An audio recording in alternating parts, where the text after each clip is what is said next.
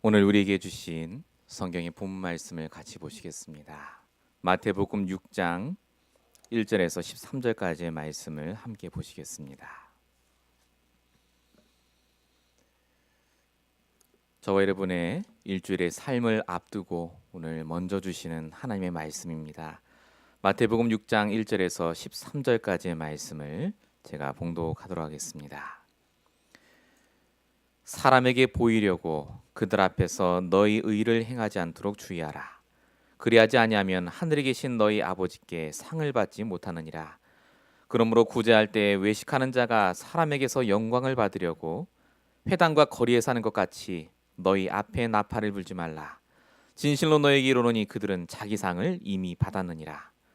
너는 구제할 때 오른손이 하는 것을 왼손이 모르게 하여 내 구제함을 은밀하게 하라. 은밀한 중에 보시는 너의 아버지께서 갚으시리라.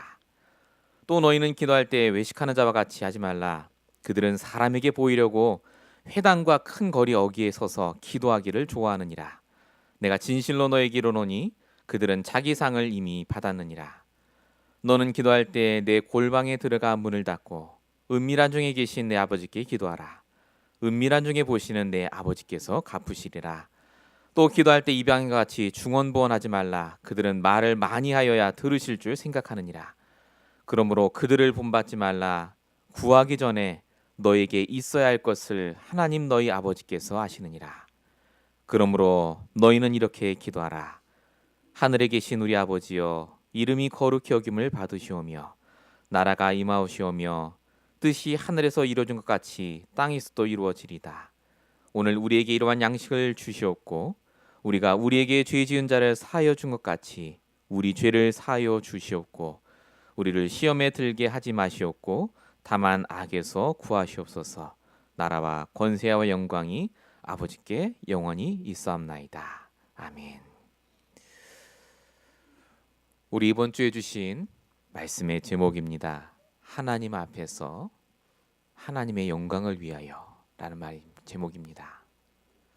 오늘도 이 자리에 말씀을 주시는 분은 제가 아니라 하나님이십니다. 그리고 말씀을 받는 여러분들은 육신의 모습이 아니라 육신 안에 있는 내 영혼이 말씀을 듣고 있습니다. 영적인 말씀을 들으셔야 됩니다. 영적인 하나님의 음성을 들으셔야 됩니다. 오늘 이 자리에 우리를 있게 하신 하나님의 계획이 무엇인지를 오늘 말씀을 통해 함께 확인하는 시간 되시기 바랍니다. 서론입니다. 이 세상에 사람들이 갖고 있는 영적인 장애에 대한 부분부터 말씀을 드리려 합니다. 이 세상에 태어날 때부터 불행하려고 태어나는 사람은 아무도 없습니다. 행복하려고 태어나고 행복하고 싶어서 결혼을 하고 아이를 낳지 않습니까? 행복하려고 직장을 갖고 행복하려고 미국까지 오셨는데 계속해서 행복할 수 없는 조건들이 계속 생깁니다. 문제, 사건이 계속 오고요. 불행할 수밖에 없는 여러 가지 일들이 우리도 모르게 계속 옵니다. 일주일 동안 일어난 문제와 사건만 보셔도 압니다. 그래서 사람들은 생각합니다. 내가 더 좋은 환경에 살면 괜찮겠지. 내가 더 좋은 사람을 만나면 괜찮겠지라고요. 그런데 성경에 뭐라고 적혀 있느냐? 아담이 범죄한 이후의 세상은 흑암의 세상이라고 말하고 있습니다. 그리고 사람은 영적인 장애를 가진 완벽하지 않은 사람으로 이 땅에 태어난다고 분명히 말하고 있습니다. 원래 인간은 장애가 없었습니다. 완벽한 사람, 하나님과 함께 행복한 존재. 그런데 지금 우리는 행복하지 않고 육신의 영혼의 장애를 가진 사람으로 살고 있습니다. 왜 그렇습니까? 성경만 그 원인을 얘기합니다. 태어날 때부터 하나님의 영이 함께하지 않는 하나님과 떠난 존재로 태어나기 때문에 그렇습니다. 하나님의 영이 내 안에 없으니까 내 능력으로 내 삶을 살아야 됩니다. 내 노력으로 열심히 살아야죠. 근데 성경에 보니까 그 모든 것이 죄라고 말합니다.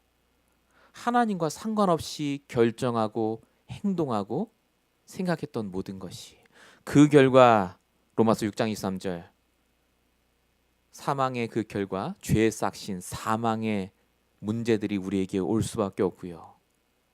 그리고 제일 중요한 건 분명히 창세기 1장 2절에 말하는 흑암운동 공호, 이 사단의 존재는 전혀 모른 채 내 문제를 가지고 사람 탓을 하고 환경 탓을 하고 가정 탓을 하는 영적인 장애인으로 살아가는 게 더 큰 문제입니다.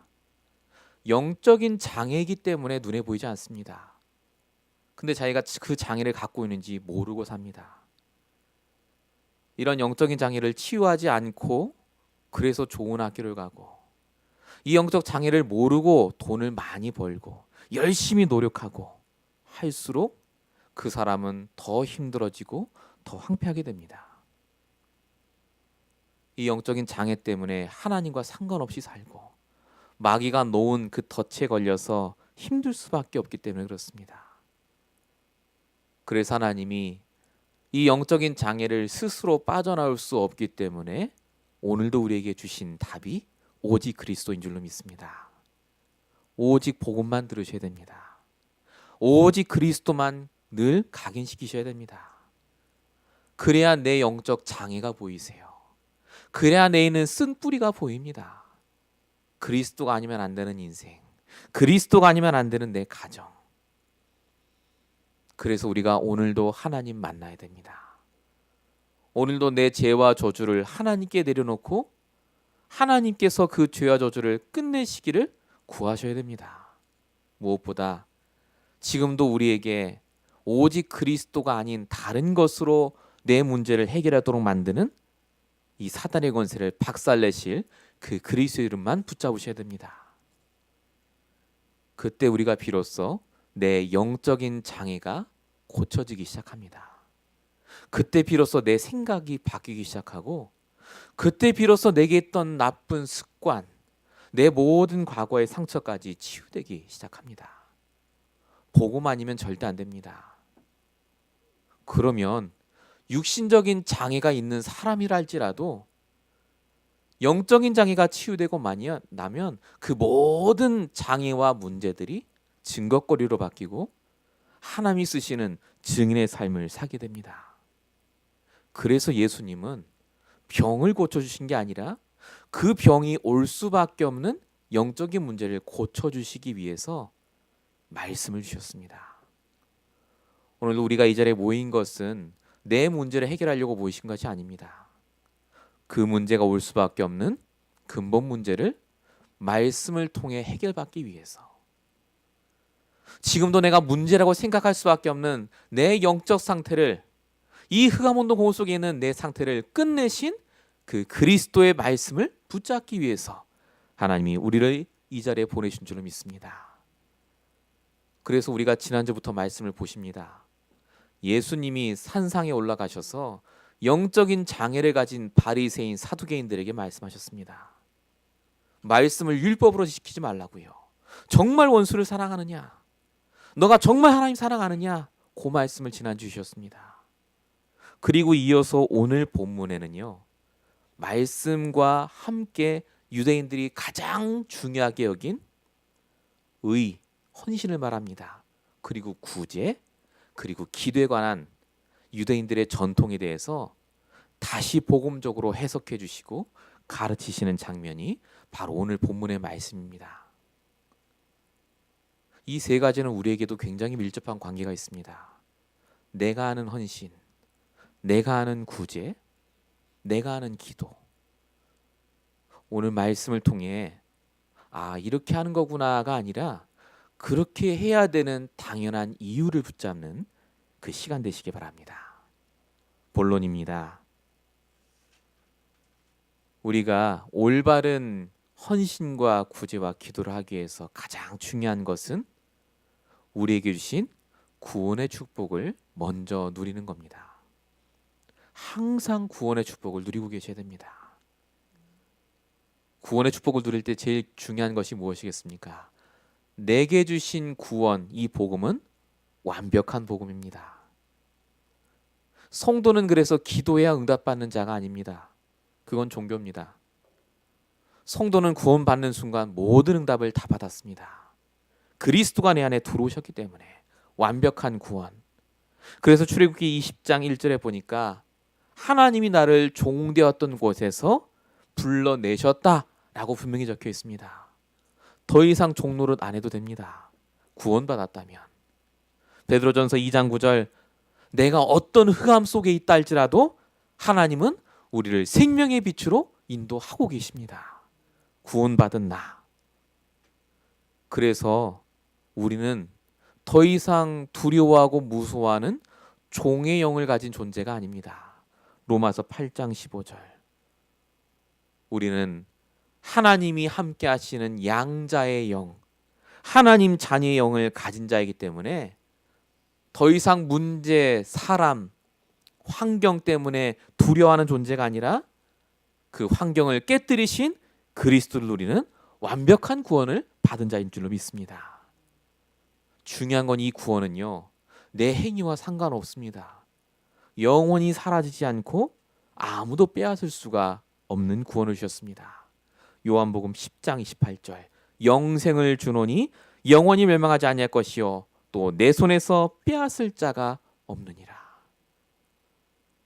우리에게 완벽한 복음, 완전한 구원을 우리에게 주셨습니다. 여기까지는 다 아십니다. 근데 그 다음이 중요합니다. 완벽한 복음을 주셨다는 말은 우리를 향한 완벽한 계획이 있다는 말입니다. 나를 부르신 이유가 있지 않겠습니까? 그게 빌립보서 1장 6절입니다.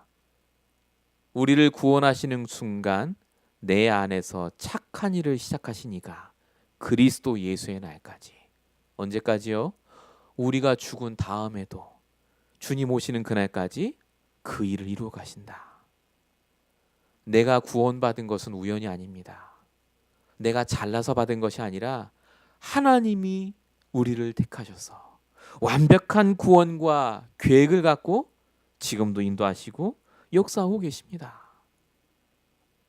그래서 우리는 하나만 하시면 됩니다. 마태복음 28장 20절, 세상 끝날까지 너와 함께 하시겠다 하신 그 하나님이 주시는 말씀으로 인도받으시면 됩니다. 그래서 하나님은요, 말씀을 지키라고 주신 게 아니라 말씀을 믿으라고 주셨습니다. 하나님이 지키십니다. 하나님이 말씀 따라 우리의 길을 인도하시고 완벽하게 역사하시기 때문에. 그래서 마태복음 10장 20절에 분명히 적혀져 있습니다. 겨자씨만한 믿음만 있다 할지라도 하나님이 내게 주시는 완벽한 구원에 대한 믿음, 말씀 인도에 대한 믿음이 정말 작게만이라도 내게 있으면 산이 옮겨지고 너희가 못할 것이 없으리라. 하나님께서 우리에게 주시는 이 완벽한 복음과 인도하심에 대한 그 믿음 꼭 가지셔야 됩니다. 그래서 두 가지 믿음이 여러분에게 있으셔야 됩니다. 요한복음 19장 30절의 믿음입니다. 다 이루었다. 이 믿음 달라고 기도하십시오. 다 끝내신 겁니다. 문제 온 게 아닙니다. 다 끝내신 문제를 내가 지금 당하고 있습니다. 또 하나의 성경 구절이 있습니다. 이사야 14장 24절입니다. 하나님이 주신 말씀은 하나님이 반드시 이루십니다. 오늘 주시는 말씀 따라 내 발걸음, 내 인생을 인도하신다. 말씀 성취에 대한 믿음. 이 두 가지 믿음을 가지시고 이번 한 주간 동안 승리하시길 축원드립니다. 본론 1번의 두 번째입니다. 그래서 우리는 답을 가진 자가 아니라 참된 해답을 가진 자입니다. 전에는 우리도 불신자 상태 속에서 답이 없었습니다. 사람들이 말하는 게 답인 줄 알았죠. 돈을 많이 벌면, 성공하면, 저 사람처럼 살면 그게 내 답이었습니다. 내 철학이고 내 기준이었는데 그러다 보니까 답이 없는 인생 속에 살다 보니까 늘 과거 상처, 오늘의 문제, 미래 불안 속에 살 수밖에 없는 인생으로 우리가 살았습니다. 그런데 이 완벽한 복음을 듣고 우리가 요한복음 1장 12절 적혀 있듯이 하나님의 자녀가 되는 그 순간, 영접해서 자녀가 되는 그 순간 하나님께서 이 복음이 유일한 답이 되도록 우리를 이끌어 가십니다. 복음이 답이 되면 과거가 발판으로 바뀝니다. 그리스도가 답이 되면 오늘 문제가 내 갱신의 기회로 바뀝니다. 진짜 언약이 달하면 내 미래 불안은 확신으로 바뀝니다. 하나님이 역사하실 거니까요. 이 답을 얻은 성도는 그래서 그리스도를 말하는 게 아닙니다. 나의 그리스도를 말합니다. 오늘도 나에게 역사하신 그 그리스도를 내게 주시는 말씀으로 말하게 돼 있습니다. 이걸 가리켜서 증인이라고 합니다. 예전에 살았던 사도 바울이 되기 전에 사울은요, 어마어마한 배경과 조건을 가진 사람이었습니다. 성경을 우리보다 더 잘 알았습니다. 가말리엘 학파의 최고의 엘리트, 로마 시민권자, 어마어마한 배경을 가진 자인데 딱 하나가 없었죠. 답이 없었습니다. 성경을 그렇게 알았는데 그리스도를 몰랐습니다. 그리스도는 알았을지 몰라도 오늘 내 문제에 왜 그리스도가 답인지를 몰랐습니다. 그 사울이 근데 예수님이 직접 다메섹에 나타나셔서 하나님께서 사역을 하신 다음에 바뀝니다. 답을 얻습니다. 아, 성경 66권이 그리스도를 말하는구나. 내게 있었던 흑암운동공을 깨뜨리신 그 그리스도, 그게 나의 그리스도구나. 그 답을 얻고 나서 사도 바울이 다 버립니다. 내가 가진 거 다 배설물이다. 진짜 아무것도 아니었구나. 내가 이제 오직 그리스도만 말하겠다. 그러니까 이 바울이요, 뭐라고 고백하느냐. 디모데전서 1장 13절에 이렇게 말합니다. 전에는 내가 의인이고 나처럼 살아야 되고 내가 최고고 이랬던 사람이 뭐라고 얘기하느냐. 내가 비방자요, 박해자요, 폭행자다. 16절을 보니까 뭐라고 쓰냐. 내가 죄인 중에 괴수다. 최고로 내가 죄인이다. 그런데 이런 나를 디모데전서 1장 16절에 보니까 모든 영생 얻는 자의 본으로 삼으시려고 나를 부르셨음을 내가 이제 깨닫는다. 하나님이 여러분을 왜 부르신 줄 아십니까? 바울처럼 부르셨어요. 우리를 돌아보면 아무 하나님께 좋은 것을 해드린 것이 없는데 우리를 하나님이 부르셔서 이 그리스도로 답을 얻게 하시고 우리를 통해 복음을 듣는 모든 사람 앞에 모델이 되도록 지금도 우리를 인도하고 계신 줄로 믿습니다. 지금은 아닐 수 있습니다. 우리의 모습이. 그런데 성경 시편 23편 1절에 우리가 어떤 모델로 바뀔 것이냐. 오직 복음으로 부족함이 없는 모델로 나를 바꾸실 줄로 믿습니다. 말씀을 붙잡으세요. 우리가 어떤 모델로 바뀔 것이냐. 고린도서 4장 16절 겉은 후패하고 보잘것없는데 속은 날마다 새로워지는 모델로 우리를 바꾸실 줄로 믿습니다. 창세기 39장 2절 내가 노예처럼 사는 것 같고 사람들 밑에 사는 것 같고 너무 힘들게 사는 것 같은데 하나님은 우리를 형통한 자의 모델로 반드시 바꿔줄 줄로 믿습니다. 성경에 나오는 모든 인물들이 받았던 축복이 바로 우리의 모델입니다. 그래서 우리가 정말로 어려운 문제와 시험이 올 때마다 욥기 23장 10절 말씀 기억하셔야 됩니다. 하나님께서 우리의 모든 닥치는 문제와 사건을 통해서 우리를 정금같이 나오시도록 나를 통해 진짜로 예수가 그리스도라는 것을 증거할 그 증인으로 나를 삼는 그 축복을 주실 줄로 믿습니다. 그래서 여러분 정말 이 한 주간 동안 묵상하시기 바랍니다. 우리가 무엇을 믿습니까? 그리스도를 믿습니까? 그리스도를 믿으면 주시는 그 복을 믿고 계십니까? 내가 정말로 어떤 답을 갖고 계십니까? 아직도 예수가 오직 나의 답이 안 되시면 우리는 답이 없는 사람과 똑같습니다. 이 축복을 정말로 여러분이 다시 기억하시고 매일마다 말씀 들으시면서 묵상해 보시길 바랍니다. 본론 두 번째입니다. 이렇게 완벽한 구원을 받은 자는 그래서 의와 헌신입니다. 구제와 기도가 달라지게 됩니다. 오늘 본문을 통해서 함께 확인해 보도록 하겠습니다. 첫 번째가 하나님 앞에서의 의입니다. 헌신. 오늘 본문 1절입니다. 사람에게 보이려고 그들 앞에서 너희 의를 행하지 않도록 주의하라. 너무나 당연한 말씀 아니겠습니까? 사람 앞에서 보이지 않게 하라. 근데 헌신의 가장 큰 기준이 뭐냐면 하나님과의 관계입니다. 내가 하나님과의 관계가 잘 되지 않으면 하나님이 뭘 원하시는지를 모르게 됩니다. 헌신의 기준은 얼마나 내가 많이 했는가가 아닙니다. 하나님이 원하시는 헌신을 내가 했는가가 킵니다. 그래서 하나님과 소통되셔야 돼요. 아무리 내가 교회 헌신 많이 하시고 하나님을 위해 하셨다고 하셔도 하나님과의 관계가 올바르지 않았다면, 하나님이 원하는 소통이 되지 않았다면 그 헌신은 사실상 나를 위한 헌신이 될 수밖에 없습니다. 하나님이 원하시는 헌신을 하시면요, 그래서 헌신을 하는데 부담이 없습니다. 헌신을 안 했다고 눌리지도 않습니다. 하나님이 내게 주신 것으로 헌신하는 거고, 하나님이 내게 주신 그 시간표 따라 인도받기 때문에 그렇습니다. 그래서 헌신의 이유가 정말로 내게 주신 복음과 말씀 때문에 감사해서 하는 그 헌신이라면요, 정말로 조용한 헌신으로 끝납니다. 드러내지 않아도 됩니다. 그런데 오늘 여기 나온 바리새인들은요, 보여주기식 헌신이었습니다. 드러내는 헌신이요. 왜 그렇습니까? 원래 나빠서가 아닙니다. 이 사람들이 하나님과의 관계가 끊어져 있다니까요.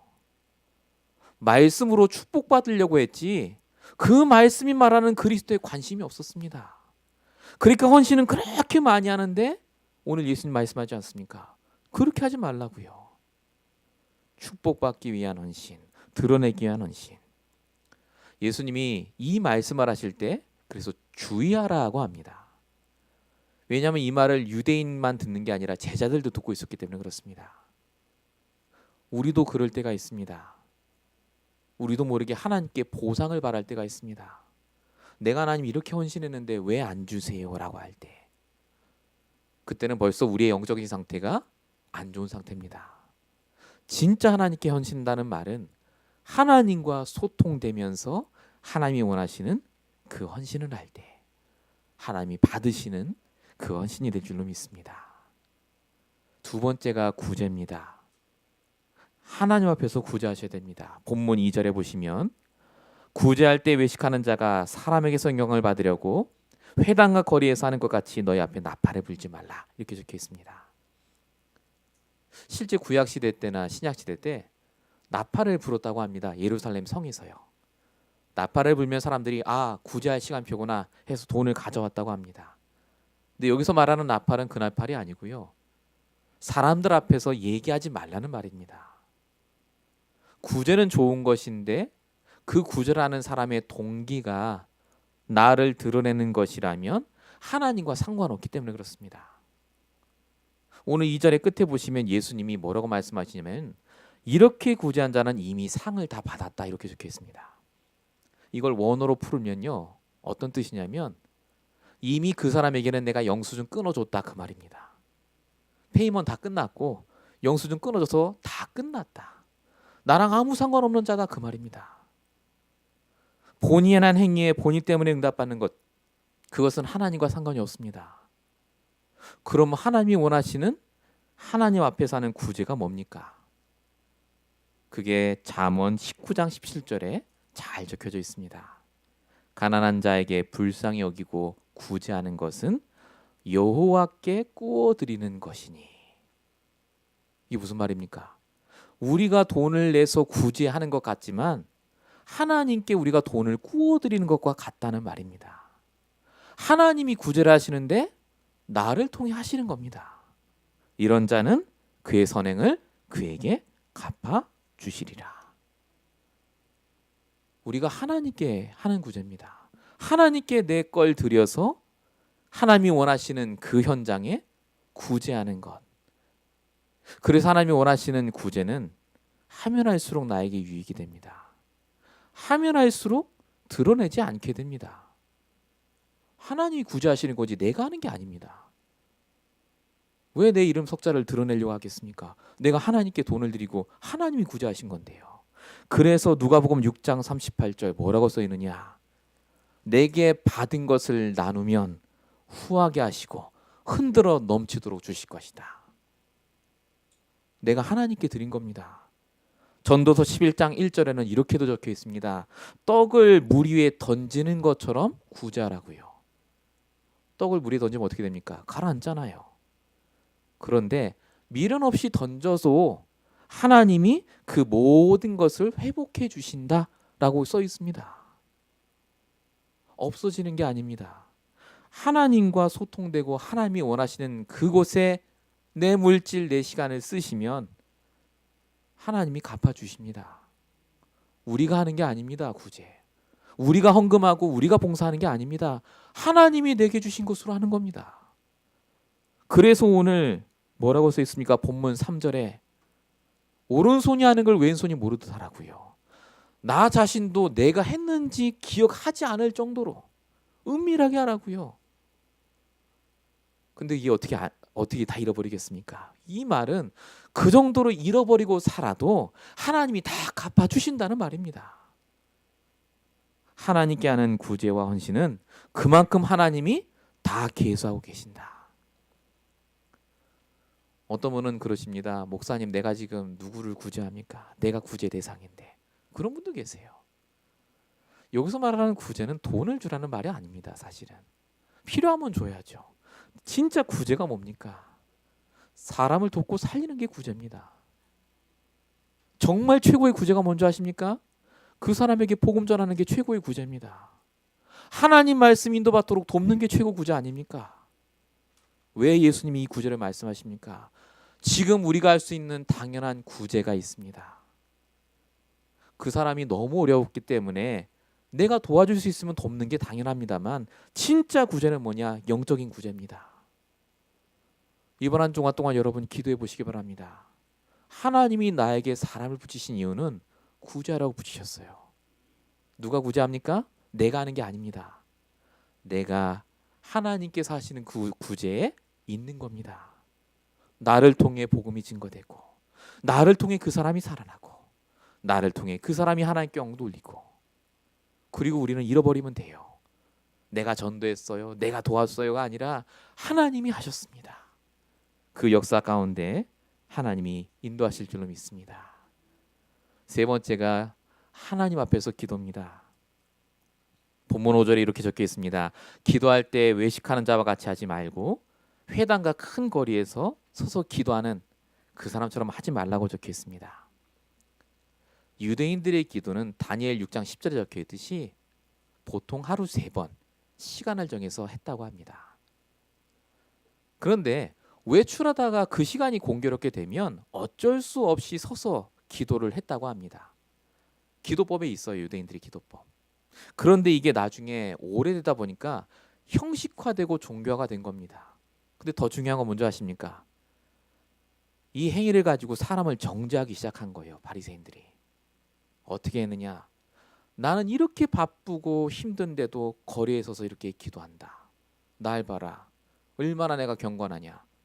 근데 니들은 돈 번다고 기도를 안 해? 회당을 안 가? 막 정죄하는데 그 기도의 행위를 사용했습니다. 우리가 기도를 왜 합니까? 하나님께 내가 소통하기 위해서 하는 겁니다. 하나님과 소통하고 하나님과 대화하기 위해서. 이 비밀을 예수님이 오늘 6절에 이렇게 얘기를 하시는 장면이 있습니다. 차라리 골방에 들어가 은밀하게 기도하라고요. 아, 다락방에 가야 되는구나. 그 말이 아니고요. 골방이라는 단어 자체에 의미가 있습니다. 이 골방이라는 말 헬라어로 타메이온입니다. 두 가지 단어가 섞여진 말입니다. 한 단어는 청지기라는 말, 한 단어는 자르다라는 말입니다.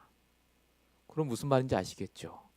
골방에 들어가서 기도하라는 말은 청지기인 내가 모든 세상적인 것을 자르고 하나님 앞에서 기도하라고요. 하나님 앞에서 단독으로 내 생각, 내 걱정 내려놓고 하나님을 바라보라고요.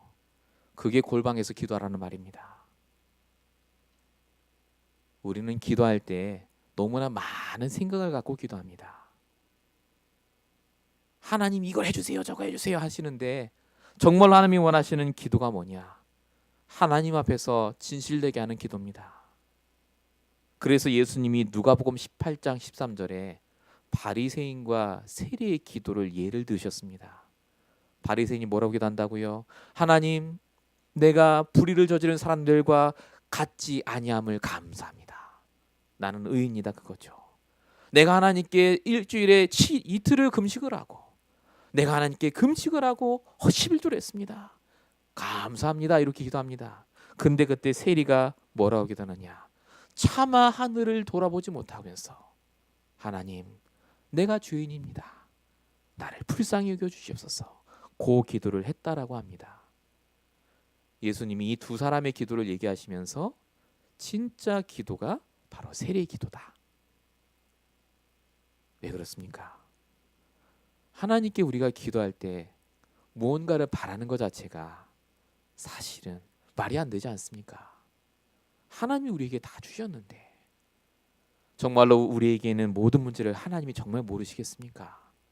그래서 모든 걸 단절하고 오직 말씀에 집중하시면서 나의 골방에 들어가셔서 나의 그 은밀한 상태 속에 들어가셔서 기도하기를 원하십니다.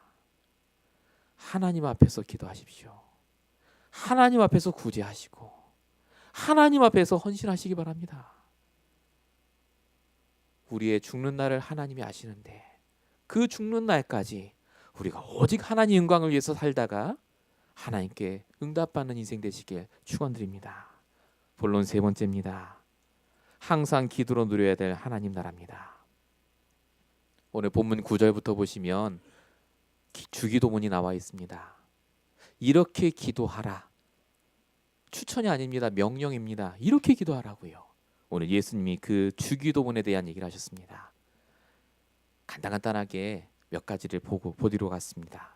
9절에 보시면 하늘에 계신 우리 아버지여라고 적혀 있습니다. 대상을 말합니다. 여기서 말하는 하늘은 하늘이 아니라 모든 것을 말합니다. 모든 것을 통치하시는 분, 나도 통치하시는 분. 본문 8절에 내가 있어야 할 것을 다 아시고 다 주실 수 있는 그 하나님께 기도해라. 정말 그렇게 믿고 기도하면 빌립보서 4장 6절의 응답이 옵니다. 아무것도 염려하지 말고 모든 일에 기도와 간구로 하나님께 구하면 하나님의 평안을 너에게 주신다. 하늘에 계신 아버지, 이 모든 것을 다스리시는 그 아버지께 기도하길 하나님은 원하십니다.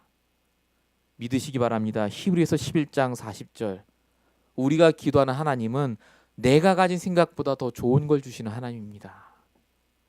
그 하나님의 이름으로 그 하나님께 우리가 기도하는 매일매일이 되어야 될 줄 믿습니다. 두 번째가 이름이 거룩히 여김을 받으시옵니다. 9절에 있죠. 이름이 거룩히 여김을 받으시오며, 이름을 구별하라는 말입니다. 거룩이라는 말자가 구별 아닙니까? 왜 구별해야 됩니까? 하나님의 이름은 귀신의 이름과 다릅니다. 귀신을 섬기는 사람들은 그 귀신의 이름을 부릅니다. 수백 번 수천 번 부르면 복 받는 줄 압니다. 근데 하나님의 이름은 그렇지 않습니다. 출애굽기 3장 14절, 하나님의 이름의 뜻이 뭐라고요? 스스로 존재하는 자. 신명기 4장 4절, 유일하신 자.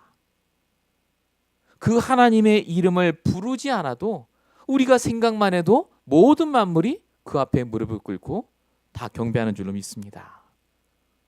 하나님의 이름은 다릅니다. 종교인들은 하나님의 이름을 복받기 위해서 쓰지만 우리는 하나님의 이름을 구원을 위해 씁니다. 그래서 더 확실한 이름을 주셨습니다. 그게 그리스도입니다. 하나님의 또 다른 이름, 왕, 선지자, 제사장, 모든 문제 해결자. 이 완벽한 그리스도의 이름을 우리에게 주시고 우리가 하나님의 이름을 선포할 때, 우리가 그리스도 이름을 선포할 때 복 받는 수준이 아니라 복의 근원으로 우리가 바뀌는 줄로 믿습니다. 그리스도를 붙잡고 오늘 내가 가진 문제에 선포할 때 하나님은 그 문제를 하나님의 방법대로 가장 정확하게 해결해 줄 줄로 믿습니다. 그래서 사도행전 3장 6절에 적혀 있습니다. 뭐라고 쓰입니까? 예수 그리스도 이름을 이렇게 씁니다. 나사렛 예수 그리스도 이름으로 일어나 걸으라고요. 안진뱅이 했던 말이죠. 지금 우리에게 있는 그 수많은 문제들, 나를 안진뱅이처럼 만드는 그 문제들 앞에 고백하시기 바랍니다. 나사렛 주 예수 이름으로 일어나 걷게 하옵소서. 어떤 문제든 그리스도 이름 앞에 다 결박되고 떠나갈 줄로 믿습니다. 하나님은 오늘 내 문제에 관심이 있으세요. 그리스도 이름을 사용하라고. 사도행전 16장 18절 예수 그리스도 이름으로 내게 명하노니 그에게서 나오라니 귀신이 즉시 나오니라. 사람하고 싸울 필요 없습니다. 그렇게 만드는 사람 뒤에 있는 귀신이 있습니다. 사단의 존재. 오늘 우리가 이 시간에 그래서 붙잡은 이 하나님의 이름 그리스도 이름을 사용하실 때 떠나갈 줄로 믿습니다. 속지 않게 돼요. 육신 싸움 하지 마시고 영적 싸움 하시기 바랍니다. 그리스도의 이름을 주셨습니다. 이름이 거룩히 여김받아 주하며 그 이름, 오늘도 그 이름으로 승리하시길 축원드립니다. 세 번째가 나라의 임하오시며 하나님의 뜻이 이루어지니다입니다. 10절입니다. 하나님 나라가 이루어지도록 기도하셔야 됩니다. 내 심령에, 내 가정과 직장과 교회, 학교에 하나님 나라가 임하도록. 왜냐? 이미 거기에는 하나님 나라가 아니라 사단 나라가 있기 때문에 그렇습니다. 에베소 2장 2절 3절 세상 풍조를 따르게 하고 육체의 욕심을 따라 지내게 하는 사단이 이미 다 장악하고 있는 현장. 진짜로 창세기 1장 2절 흑암운동호가 있다니까요. 안 보이는데 다 덮여 있어요.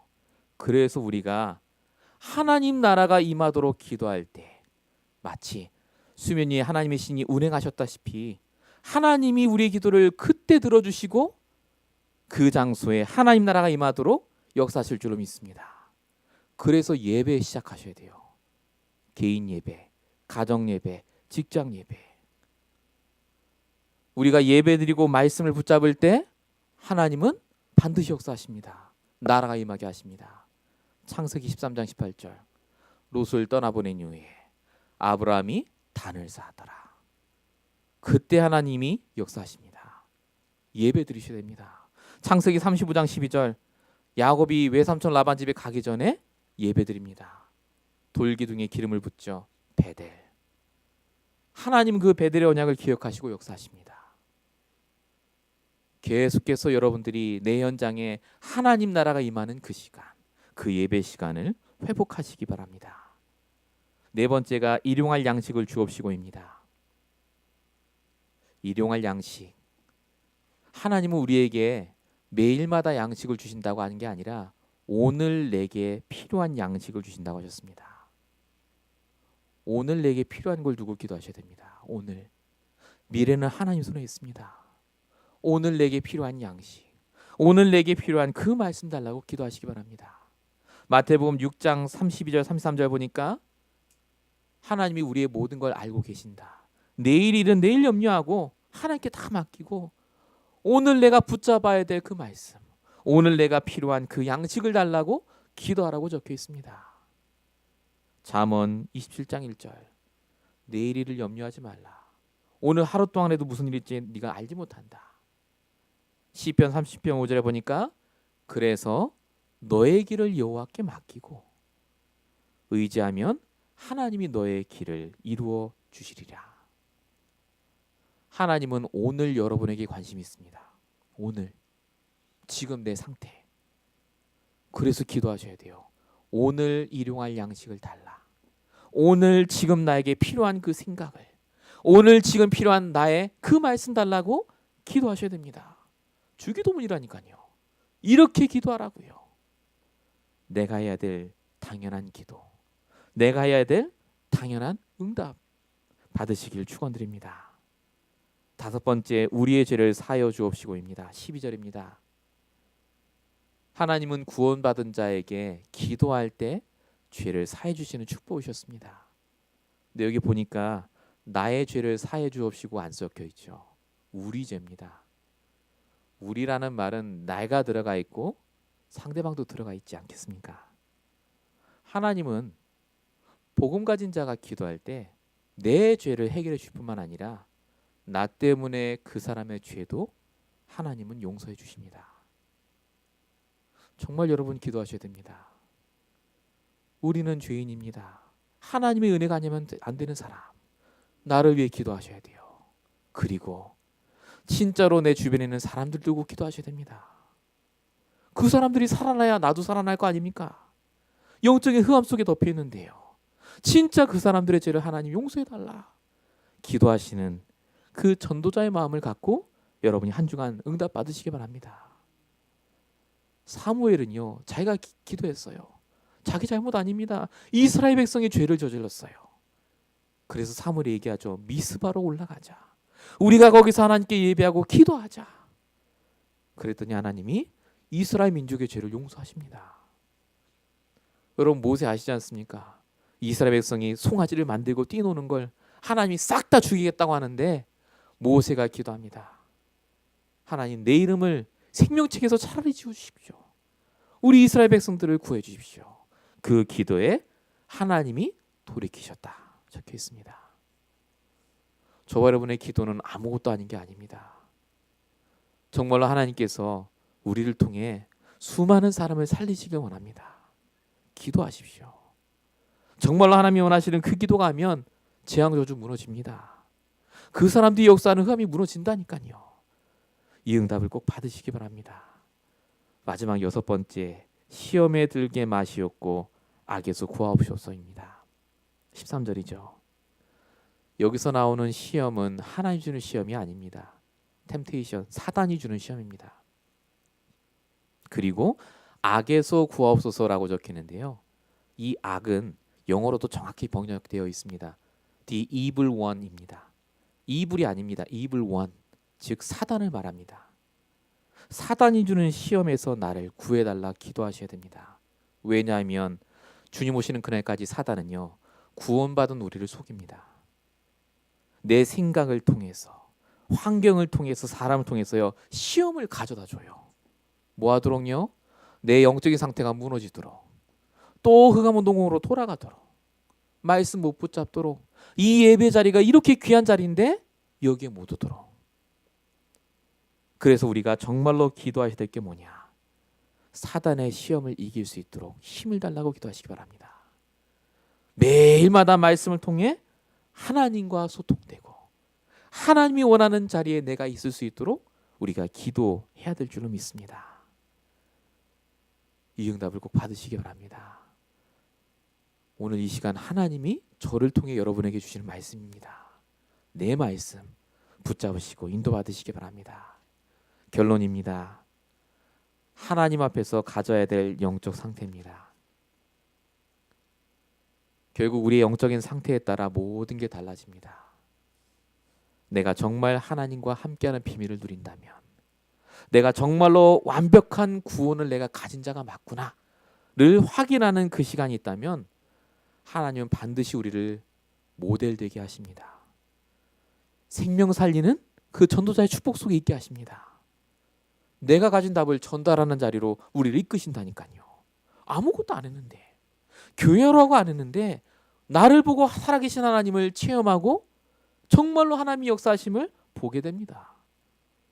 그래서 저와 여러분이 이 시간 내 영적인 상태가 날마다 말씀 속에 있도록, 오직 보고만 해 있도록 기도하시는 그 시간 되시기 바랍니다. 결론 두 번째입니다. 하나님 앞에서 해야 될 헌신입니다.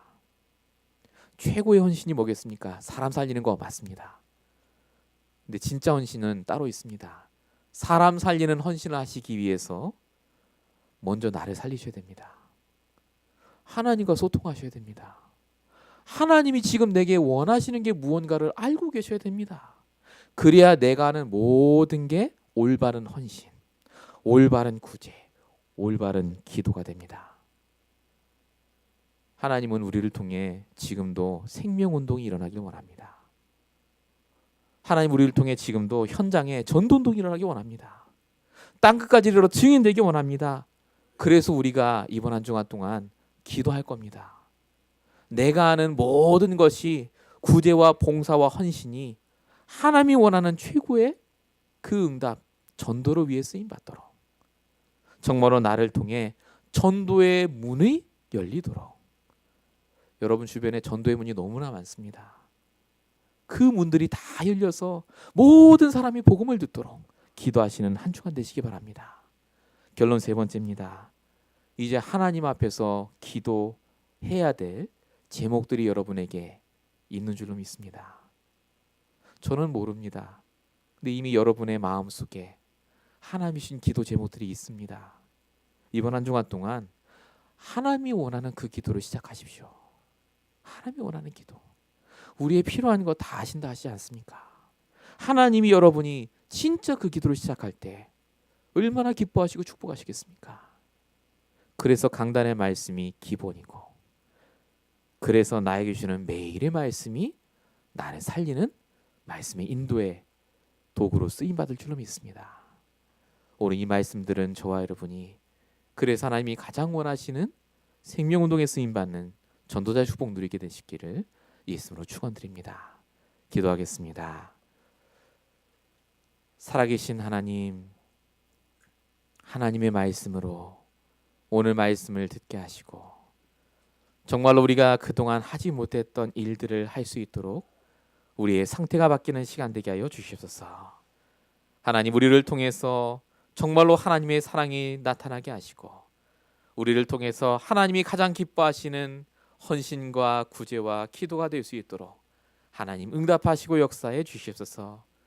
우리가 기도하는 그 하나님이 누구신지, 정말로 우리가 붙잡고 있는 이 복음이 무엇인지 날마다 깨닫는 한 주가 되게 하시고, 이번 한 주간 동안도 우리에게 필요한 일용할 양식을 주시되 우리의 모든 것을 통해서 하나님이 원하시는 생명운동 말씀운동 일어날 수 있도록 역사해 주시옵소서. 하나님께서 함께 하시는 귀한 한 주 평생에 될 줄 믿사옵고 우리에게 원하신 예수 그리스도로 감사하며 기도했습니다. 아멘.